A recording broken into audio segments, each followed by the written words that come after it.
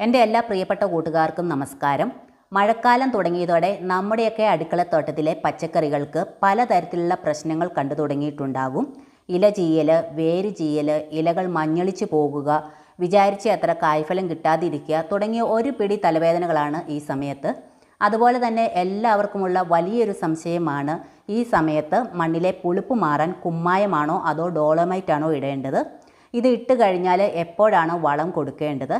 ഇന്ന് നമ്മൾ ഈ കാര്യങ്ങളെല്ലാം ഉൾപ്പെടുത്തി മഴക്കാലത്ത് നമ്മുടെ ചെടികളെ എങ്ങനെ പൊന്നുപോലെ നോക്കാം എന്നതിനെക്കുറിച്ചുള്ള ഒരു സമ്പൂർണ്ണ വീഡിയോയാണ് ചെയ്യുന്നത്.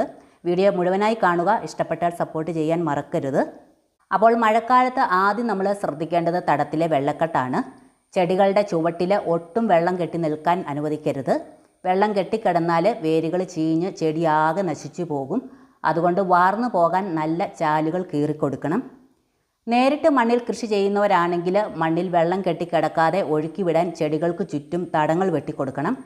എന്നാൽ ഗ്രോ ബാഗിലോ പാത്രങ്ങളിലോ ഒക്കെ കൃഷി ചെയ്യുന്നവരാണെങ്കിൽ ഗ്രോ ബാഗുകൾ നേരിട്ട് മണ്ണിൽ വെക്കാതെ അടിയിൽ 2 ഇഷ്ടികയോ കല്ലോ വെച്ച് അല്പം ഉയർത്തി വെക്കണം.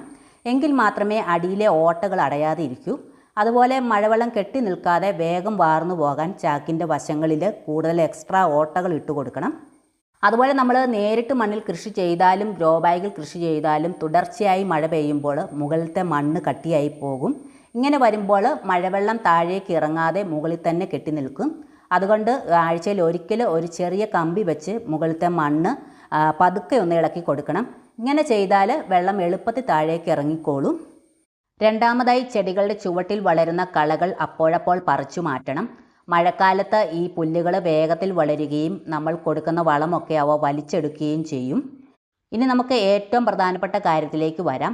മഴ പെയ്യുമ്പോൾ മണ്ണിലെ അമ്ലത്വം, അതായത് പുളിപ്പ് രസം കൂടും. ഈ സമയത്ത് നമ്മൾ നേരിടുന്ന പ്രധാന പ്രശ്നമായ വേരുചീയലും ഇലമഞ്ഞളിപ്പും മാറാനായിട്ട് നമ്മൾ എന്താണ് ചെയ്യേണ്ടത് എന്ന് നോക്കാം.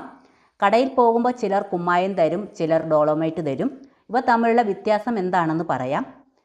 നമ്മുടെ സാധാരണ കുമ്മായത്തിൽ കാൽസ്യം മാത്രമേ ഉള്ളൂ. ഇത് മണ്ണിലെ പുളിപ്പ് പെട്ടെന്ന് മാറ്റുമെങ്കിലും ഇതിന് ചൂട്, അതായത് വീര്യം വളരെ കൂടുതലാണ്. അതുകൊണ്ട് ഇത് മണ്ണിലിടുമ്പോൾ ദോഷകാരികളായ അണുക്കളെ കൊല്ലുന്ന കൂട്ടത്തിൽ മണ്ണിലെ ഗുണമുള്ള നല്ല ജീവനുകളായ ബാക്ടീരിയകളെയും കൊന്നെടുക്കും. എന്നാൽ ഡോളോമൈറ്റ് എന്ന് പറയുന്നത് കുമ്മായത്തിൻ്റെ അത്ര ചൂടുള്ള സാധനമല്ല. ഇതിൽ കാൽസ്യത്തോടൊപ്പം ചെടികൾക്ക് നല്ല പച്ചപ്പും കായ്ഫലവും തരാൻ ആവശ്യമായ മഗ്നീഷ്യവും കൂടി അടങ്ങിയിട്ടുണ്ട്. അതുകൊണ്ട് വളർന്നു നിൽക്കുന്ന പച്ചക്കറികൾക്ക് എപ്പോഴും ഏറ്റവും നല്ലത് ഡോളോമൈറ്റ് തന്നെയാണ്. അപ്പോൾ ഇതൊക്കെ എപ്പോഴൊക്കെയാണ് ഉപയോഗിക്കേണ്ടത് എന്ന് നോക്കാം. നമ്മൾ പുതിയതായി തടം ഒരുക്കുമ്പോൾ, അതായത് പുതിയ തൈകൾ നടുന്നതിന് 15 ദിവസം മുമ്പ് മണ്ണൊരുക്കി വെക്കുമല്ലോ, ആ സമയത്ത് മണ്ണിൽ കുമ്മായം ചേർക്കുന്നതാണ് ഏറ്റവും നല്ലത്. ഇത് മണ്ണിലെ പഴയ അണുക്കളെ നശിപ്പിക്കാൻ സഹായിക്കും. ഇപ്പോൾ നിങ്ങൾ ഈ കാണുന്നത് വിളവെടുപ്പ് കഴിഞ്ഞ് വെറുതെ കിടക്കുന്ന സ്ഥലത്ത് അടുത്ത കൃഷിക്കായി മണ്ണൊരുക്കുകയാണ്. ഇങ്ങനെ പുതിയ കൃഷി ഇറക്കാൻ പോകുന്ന സ്ഥലത്ത് നമ്മൾ കുമ്മായം ഇട്ട് കൊടുക്കുന്നതാണ് ഏറ്റവും നല്ലത്. ഇത് മണ്ണിലെ പുളിപ്പ് വേഗത്തിൽ മാറ്റി മണ്ണ് പാകപ്പെടുത്തിയെടുക്കും. എന്നാൽ നിലവിൽ വളർന്നു നിൽക്കുന്ന പയർ, തക്കാളി, മുളക്, പാവൽ, കോവൽ തുടങ്ങിയ പച്ചക്കറി ചെടികളുടെ ചുവട്ടിലിടാൻ ഏറ്റവും നല്ലത് ഡോളോമൈറ്റ് ആണ്. കാരണം ഇത് ചെടികളുടെ വേരുകൾക്ക് കേടുവരുത്തില്ല എന്നു മാത്രമല്ല, ചെടികൾക്ക് ആവശ്യമായ കാൽസ്യവും മഗ്നീഷ്യവും ഒരുപോലെ ലഭിക്കുന്നത് മൂലം ഇലകൾ മഞ്ഞളിക്കുന്നത് തടയുകയും കൂടുതൽ പൂക്കളും കായ്കളും ഉണ്ടാകാൻ സഹായിക്കുകയും ചെയ്യും. ഈ വ്യത്യാസം നമ്മൾ എപ്പോഴും ഓർത്തു വെക്കണം. ഇനി അടുത്തതാണ് ഏറ്റവും പ്രധാനപ്പെട്ട കാര്യം. ചിലർ പറയാറുണ്ട് ഡോളോമൈറ്റിന് ചൂട് കുറവായതുകൊണ്ട് അത് ഇട്ട ഉടനെ തന്നെ വളം ചേർക്കാമെന്ന്. എന്നാൽ അത് തികച്ചും തെറ്റായ ധാരണയാണ്. അതായത് കുമ്മായമായാലും ഡോളോമൈറ്റ് ആയാലും കാൽസ്യം കാർബണേറ്റ് ഉണ്ട്. ഇവ മണ്ണിലെ ഈർപ്പവുമായി കലരുമ്പോൾ ഒരു രാസപ്രവർത്തനം നടക്കും.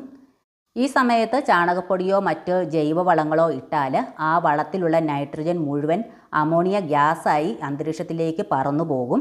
അതായത് നമ്മൾ ഇട്ട് കൊടുക്കുന്ന വളത്തിൻ്റെ ഗുണം ചെടിക്ക് കിട്ടില്ല, അത് വെറുതെ ആകും. അതുകൊണ്ട് കുമ്മായം ഇട്ടാൽ 15 ദിവസത്തിന് ശേഷവും ഡോളോമൈറ്റ് ആണെങ്കിൽ ഒരാഴ്ചയ്ക്ക് ശേഷവും മാത്രം മറ്റ് വളങ്ങൾ ചെയ്യുക. അതുപോലെ ഒരു സാധാരണ ചെടിക്ക് നമ്മൾ 1-2 ടേബിൾ സ്പൂണ് ഡോളോമൈറ്റ് മാത്രം ഇട്ട് കൊടുത്താൽ മതിയാകും. ഇത് ഇട്ട് കൊടുക്കുമ്പോൾ ചെടിയുടെ ചുവട്ടിൽ നിന്ന് 1 ജാൺ അകലത്തിൽ, അതായത് നമ്മുടെ ഒരു കൈപ്പത്തിയുടെ നീളം അല്ലെങ്കിൽ ഏകദേശം ഒരു 15-20 സെൻറ്റിമീറ്റർ മാറ്റി മണ്ണിൽ തൂകി മണ്ണുമായി നന്നായി ഇളക്കി ചേർത്തതിന് ശേഷം മാത്രം ചുവട്ടിലേക്ക് മണ്ണ് കൂട്ടി കൊടുക്കുക. എന്നാൽ നിലത്ത് നിൽക്കുന്ന വലിയ പ്ലാവ്, മാവ്, കായ്ക്കുന്ന തെങ്ങ് എന്നിവയ്ക്ക് ഇതിലും കൂടുതൽ വേണം. അതായത് ചെടിയുടെ ചുവട്ടിൽ നിന്ന് നല്ല അകലത്തിൽ ഒരു 250 ഗ്രാം മുതൽ 1/2 കിലോ വരെ ഇടാറുണ്ട്. അതുപോലെ ഡോളോമൈറ്റ് ഇടുമ്പോൾ ശ്രദ്ധിക്കേണ്ടത്, സാധാരണ മഴയില്ലാത്ത സമയത്താണ് ഇടുന്നതെങ്കിൽ, അതായത് മണ്ണ് ഡ്രൈ ആയിട്ട് കിടക്കുന്നതെങ്കിൽ ഡോളോമൈറ്റ് ഇടുന്നതിന് മുമ്പും ഇട്ടതിന് ശേഷവും നമ്മൾ നന്നായി വെള്ളം തളിച്ചു കൊടുക്കണം. എങ്കിൽ മാത്രമേ ഇത് മണ്ണുമായി ലയിക്കൂ. പക്ഷേ ഞാനിപ്പോൾ ഇവിടെ വെള്ളം ഒഴിക്കുന്നില്ല. കാരണം ഇപ്പോൾ മഴ പെയ്ത് മണ്ണൊക്കെ നന്നായി കുതിർന്ന് കിടക്കുകയാണ്. കൂടാതെ അടുത്ത മഴ പെയ്യാൻ പാകത്തിന് ആകാശം ഇരുണ്ട് നിൽക്കുന്നത് കൊണ്ട് ഞാനിപ്പോൾ പ്രത്യേകം വെള്ളം ഒഴിച്ചു കൊടുക്കാത്തത്. ഇനി സാധാരണ കുമ്മായത്തിന് പകരമായി ഡോളോമൈറ്റ് ഉപയോഗിക്കുമ്പോൾ ചെടികൾക്ക് ലഭിക്കുന്ന പ്രധാന ഗുണങ്ങളും കൂടി ചുരുക്കി പറയാം. സാധാരണ കുമ്മായത്തിൽ കാൽസ്യം മാത്രമേ ഉള്ളൂ. എന്നാൽ ഡോളോമൈറ്റിൽ കാൽസ്യത്തോടൊപ്പം നല്ല അളവിൽ മഗ്നീഷ്യം കൂടിയുണ്ട്. മഴക്കാലത്ത് ചെടികളുടെ ഇലകൾ മഞ്ഞളിച്ച് പോകുന്നത് തടയാൻ ഈ മഗ്നീഷ്യം വളരെ ആവശ്യമാണ്. മാത്രമല്ല കുമ്മായം പോലെ ഡോളോമൈറ്റ് ഇട്ടാൽ മണ്ണ് കട്ട പിടിക്കില്ല, മണ്ണ് നല്ല ലൂസായി നിർത്തും. അതുപോലെ കനത്ത മഴയത്ത് പെട്ടെന്ന് ഒലിച്ചു പോകാതെ സാവധാനത്തിൽ മാത്രമേ ഇത് മണ്ണിൽ ഇറങ്ങുകയുള്ളൂ. അതുകൊണ്ട് ചെടികൾക്ക് ദീർഘകാലം ഇതിൻ്റെ ഗുണം കിട്ടും. ഇപ്പോൾ നമ്മൾ ഡോളോമൈറ്റ് ഇട്ടിട്ട് ഒരാഴ്ച കഴിഞ്ഞു. ഇനി നമുക്ക് ഇതിലേക്ക് കൊടുക്കാൻ പറ്റിയ നല്ലൊരു അടിപൊളി വളക്കൂട്ട് പരിചയപ്പെടാം. ചെടികൾക്ക് നല്ല കരുത്ത് കിട്ടാൻ ചാണകപ്പൊടി അല്ലെങ്കിൽ കമ്പോസ്റ്റ് വളം എടുക്കാവുന്നതാണ്. എന്നാൽ കൂട്ടുകാരെ, ഇവിടെ ഞാൻ എടുത്തിരിക്കുന്ന ഈ കമ്പോസ്റ്റ് കണ്ടോ, നല്ല കറുത്ത പൊടി രൂപത്തിലിരിക്കുന്ന ഈ വളം എന്താണെന്നറിയാമോ? ഇതാണ് നമ്മുടെ റംബുട്ടാൻ കമ്പോസ്റ്റ്. റംബുട്ടാൻ്റെ സീസൺ ആയാൽ ഇതിൻ്റെ തോടും കുരുവൊക്കെ നമ്മൾ വലിച്ചെറിയാറാണ് പതിവ്. എന്നാൽ ഇത് അത്ര പെട്ടെന്ന് ദ്രവിച്ചു പോകില്ല എന്ന് മാത്രമല്ല, ഈച്ചയും കൊതുകുമൊക്കെ വന്ന് നിറയാൻ കാരണമാകും. എന്നാൽ ആർക്കും അറിയാത്ത ഒരു രഹസ്യമുണ്ട്. നമ്മൾ പുറത്ത് കളയുന്ന ഈ റംബുട്ടാൻ തൊലി വെച്ച് വീട്ടിൽ തന്നെ ഇതുപോലെ ഒന്നാന്തരം ബ്ലാക്ക് നിറത്തിലുള്ള നല്ല വീര്യമുള്ള കമ്പോസ്റ്റ് വളം ഉണ്ടാക്കിയെടുക്കാം. ഇതിൽ ചെടികൾക്ക് പെട്ടെന്ന് പൂക്കാനും കായ്ക്കാനും ആവശ്യമായ നൈട്രജനും പൊട്ടാസ്യവും ഒക്കെ ഈ റംബുട്ടാൻ തൊടിയിൽ ധാരാളമുണ്ട്. ഇത് എങ്ങനെയാണ് ഇത്ര എളുപ്പത്തിൽ വീട്ടിൽ ഉണ്ടാക്കുന്നതെന്ന് നമ്മുടെ അടുത്ത വീഡിയോയിലൂടെ ഞാൻ നിങ്ങൾക്ക് കൃത്യമായി കാണിച്ചു തരുന്നതായിരിക്കും. ഞാൻ ഈ കമ്പോസ്റ്റ് വളത്തിൻ്റെ കൂടെ ചെടികളുടെ വേരുകൾക്ക് നല്ല ബലം കിട്ടാനും കൂടുതൽ പൂക്കൾ വളരാനും എല്ലുപൊടിയും അതുപോലെ വേരുകളിലെ രോഗങ്ങൾ വരാതിരിക്കാൻ വേപ്പിൻ പിണ്ണാക്കും ഓരോ ചെറിയ ചിരട്ട വീതം ഇട്ട് കൊടുത്തതിന് ശേഷം ഇതിലേക്ക് 2 ഐറ്റവും കൂടി നമ്മൾ എക്സ്ട്രാ ചേർക്കുന്നുണ്ട്. അതായത് ഒരു ചിരട്ട ചാരവും 1 ടേബിൾ സ്പൂൺ കായപ്പൊടിയും കൂടി ചേർത്ത് ഇളക്കി യോജിപ്പിച്ച് ചെടികൾക്ക് ഇട്ട് കൊടുക്കാം. അപ്പോൾ എന്തുകൊണ്ടാണ് നമ്മളിതിൽ ചാരവും കായപ്പൊടിയും ചേർത്തതെന്നറിയാമോ? ചാരത്തിൽ ധാരാളം പൊട്ടാസ്യം അടങ്ങിയിട്ടുണ്ട്. ഇത് ചെടികൾ നന്നായി പൂക്കാനും കായ്ക്കാനും സഹായിക്കും. കൂടാതെ മണ്ണിൻ്റെ പുളിപ്പ് രസം കുറയ്ക്കാനും ഇത് ബെസ്റ്റാണ്. ഇനി കായപ്പൊടിയുടെ കാര്യം പറയുകയാണെങ്കിൽ ഇതിൻ്റെ ശക്തമായ മണം കാരണം മണ്ണിലെ ദോഷകരമായ കീടങ്ങളും പുഴുക്കളും ഉറുമ്പുകളും ഒന്നും നമ്മുടെ ചെടിയുടെ അടുത്ത് വരില്ല. കൂടാതെ വേരുചീയൽ, പൂപ്പൽ രോഗങ്ങൾ എന്നിവയ്ക്കെതിരെ ഇതൊരു മികച്ച പ്രതിരോധമാണ്. ചുരുക്കത്തിൽ കമ്പോസ്റ്റിൽ നിന്ന് നൈട്രജനും എല്ലുപൊടിയിൽ നിന്ന് ഫോസ്ഫറസും ചാരത്തിൽ നിന്ന് പൊട്ടാസ്യവും ലഭിക്കുമ്പോൾ നമ്മുടെ ചെടികളുടെ വളർച്ചയ്ക്ക് ഏറ്റവും ആവശ്യമായ പ്രാഥമിക മൂലകങ്ങളായ NPK വളം ഒറ്റയടിക്ക്, അതായത് തികച്ചും ഓർഗാനിക്കായിട്ട് ചെടിക്ക് കിട്ടുകയാണ് ചെയ്യുന്നത്. ഇതിനോടൊപ്പം വേപ്പിൻ പിണ്ണാക്കും കായപ്പൊടിയും കൂടി ചേരുമ്പോൾ ചെടിയുടെ വേരുകളെ കീടങ്ങളിൽ നിന്ന് സംരക്ഷിക്കുകയും ചെയ്യുന്നു. അതായത് ചെടിക്ക് ഒരേ സമയം 100% ഭക്ഷണവും സുരക്ഷയും നമുക്ക് ഉറപ്പാക്കാം. അപ്പോൾ ഈ ഒരു വളം ഓരോ ചെടിയുടെയും ചുവട്ടിൽ നിന്ന് അല്പം മാറ്റി 1-2 പിടി വീതം ചെടിക്ക് ചുറ്റും ഇട്ട് കൊടുത്ത് മണ്ണിട്ട് മൂടിയതിന് ശേഷം ചെറുതായി നനച്ചു കൊടുക്കാനും മറക്കരുത്. അപ്പോൾ ഇത് പച്ചക്കറികൾക്കും പൂച്ചെടികൾക്കും ഒക്കെ ഒരുപോലെ ഉപയോഗിക്കാൻ പറ്റിയ ഒരു സൂപ്പർ വളമാണിത്. നിങ്ങളെല്ലാവരും ഇതൊന്ന് ട്രൈ ചെയ്ത് നോക്കുക. അപ്പോൾ കൂട്ടുകാരെ, വേറൊരു പ്രധാന കാര്യം കൂടി നമ്മൾ അറിഞ്ഞിരിക്കണം.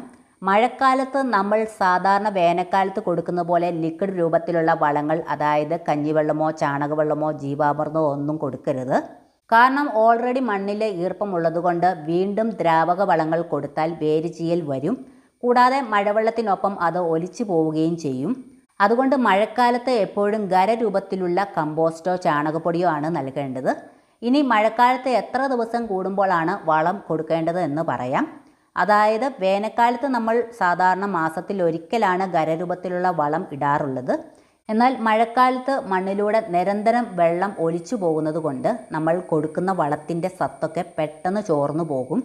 അതുകൊണ്ട് വേനൽക്കാലത്തിനേക്കാൾ കൂടുതൽ തവണ മഴക്കാലത്ത് വളം ഇട്ട് കൊടുക്കണം. വലിയ അളവിൽ കൊടുക്കാതെ ചെറിയ അളവിൽ ഓരോ 15 ദിവസം കൂടുമ്പോൾ ചെടികൾക്ക് ഖരവളങ്ങൾ ഇട്ടുകൊടുക്കാൻ ശ്രദ്ധിക്കണം. എങ്കിൽ മാത്രമേ മഴയത്ത് വളം നഷ്ടപ്പെട്ടു പോയാലും ചെടിക്ക് ആവശ്യത്തിന് പോഷകം എപ്പോഴും കിട്ടിക്കൊണ്ടിരിക്കൂ. അപ്പോൾ ഇന്നത്തെ ഈ മഴക്കാല കൃഷി അറിവുകളും വളപ്രയോഗങ്ങളും ഒക്കെ എല്ലാവർക്കും ഉപകാരപ്പെട്ടു എന്ന് വിചാരിക്കുന്നു. സംശയങ്ങൾ എന്തെങ്കിലും ഉണ്ടെങ്കിൽ താഴെ കമൻറ്റ് ചെയ്യുക. അടുത്ത നമ്മുടെ റംബുട്ടാൻ കമ്പോസ്റ്റ് വീഡിയോ കാണാനായി ചാനൽ ഇപ്പോൾ തന്നെ സബ്സ്ക്രൈബ് ചെയ്ത് ബെല്ലൈക്കൺ കൂടി അമർത്തി വെച്ചോളൂ. വീഡിയോ ഇഷ്ടമായ ലൈക്ക് ചെയ്യാനും ഹൈപ്പ് ചെയ്യാനും ഷെയർ ചെയ്യാനും മറക്കരുത്. പുതിയൊരു നല്ല അറിവുമായി അടുത്ത വീഡിയോയിൽ കാണാം.